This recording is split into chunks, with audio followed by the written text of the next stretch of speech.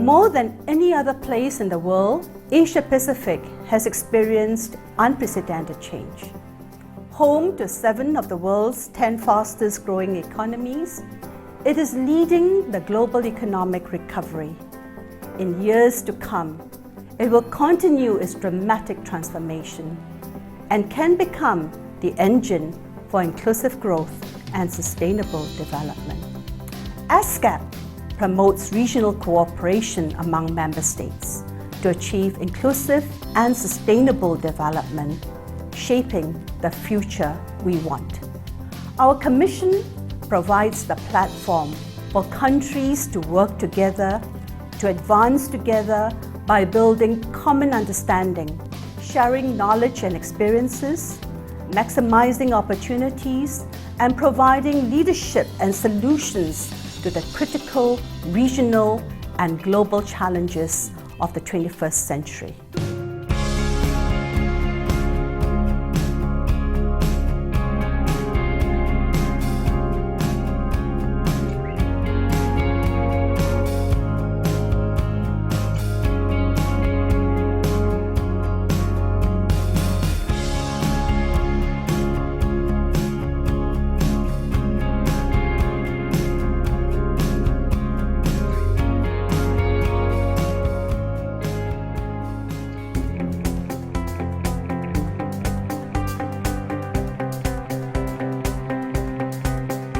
Asia Pacific has experienced phenomenal economic growth in the last few decades.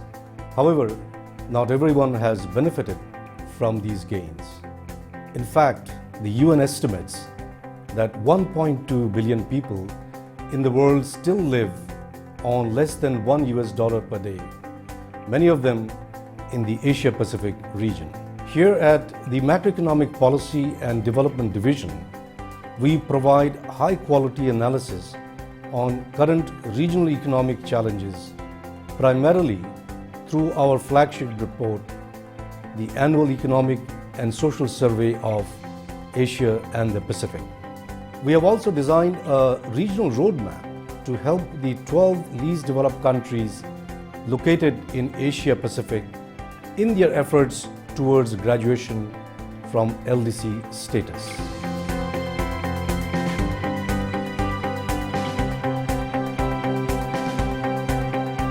The Trade and Investment Division of ESCAP works with countries to unlock their immense economic potential by promoting intra-regional trade and assisting governments in diversifying their economies and reducing their over-dependence on traditional trade partners. Currently, the division is working on a regional agreement on paperless trade for cross-border electronic exchange of data and documents. By connecting Asia through electronic trade and removing non-tariff barriers, the region can save up to $300 billion per year in hidden cost of red tape, money that can be invested back into the economy, in people and infrastructure.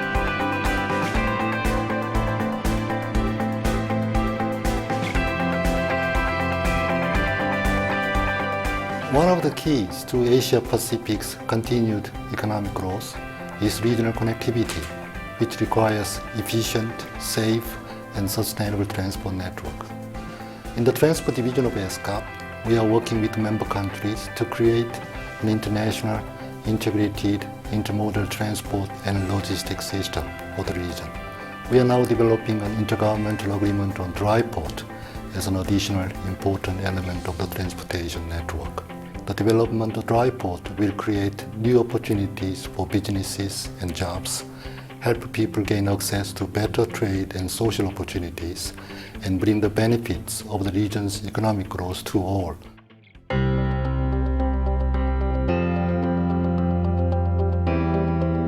We believe that economic growth and social progress must go hand in hand. ESCAP's Social Development Division works closely with governments to address inequalities and promote social inclusion and protection. We focus particularly on the needs and rights of women, youth, persons with disabilities, older persons, and people living with HIV.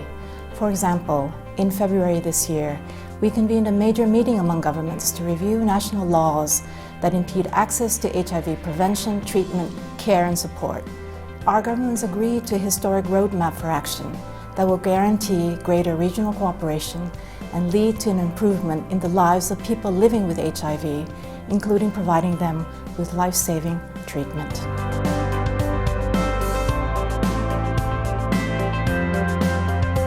To sustain the economic growth necessary to reduce poverty, we have to drastically improve the efficiency of using natural resources. The Environment and the Development Division of ESCAP has developed a low-carbon green growth roadmap for Asia Pacific to provide the policymakers in the region with a comprehensive list of policy options and the practical strategies to shift to a green, inclusive, and prosperous growth path. For example, global greenhouse gas emissions could be reduced by almost 8% by 2020 if Asia Pacific countries adopted an environmental tax reform of $10 per ton of CO2 while reducing corporate tax, thus maintaining revenue neutrality without increasing total tax burden. In fact, some countries could even see an increase of up to 2.8% in GDP.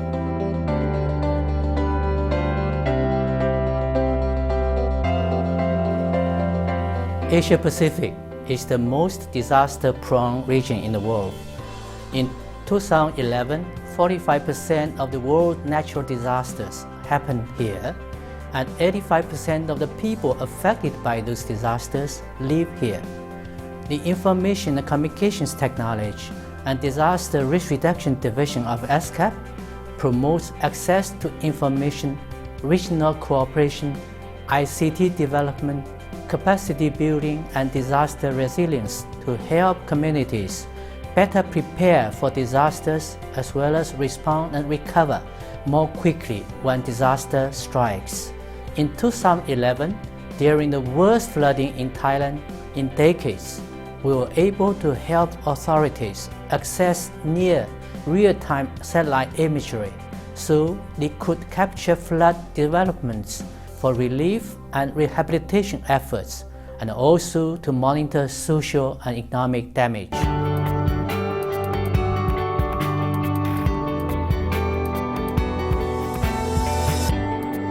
Timely and reliable statistics are at the heart of good policy making. Guided by the Committee on Statistics, the Statistic Division of ESCAP works actively with countries and development partners to advance official statistics for development.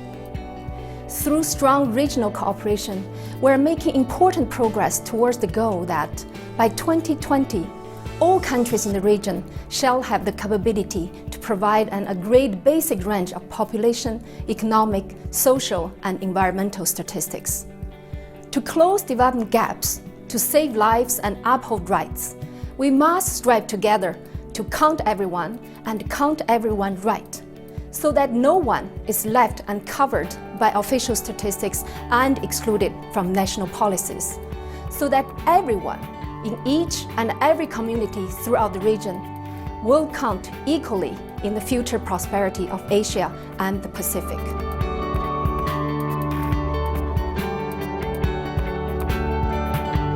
ESCAP is a networked organization headquartered in Bangkok with numerous sub-regional offices and institutes, ensuring that there is a development link between the global, regional, and country level. In the last year, our sub-regional offices have been active on a broad range of issues, from ensuring that economic growth leads to poverty reduction in South Asia, to preparing Pacific Island nations with Rio +20 sustainable development discussions, to implementing initiatives that support Central Asian countries in addressing cross-border challenges, to connecting landlocked countries like Mongolia to more prosperous nations in Northeast Asia. We all want a resilient Asia-Pacific, rooted in shared prosperity, social equity, and sustainability, empowered by the creativity of our people, valuing the gifts of the earth. If we get it right in Asia-Pacific, we get it right for 2/3 of humanity. Asia-Pacific, The future is in our hands.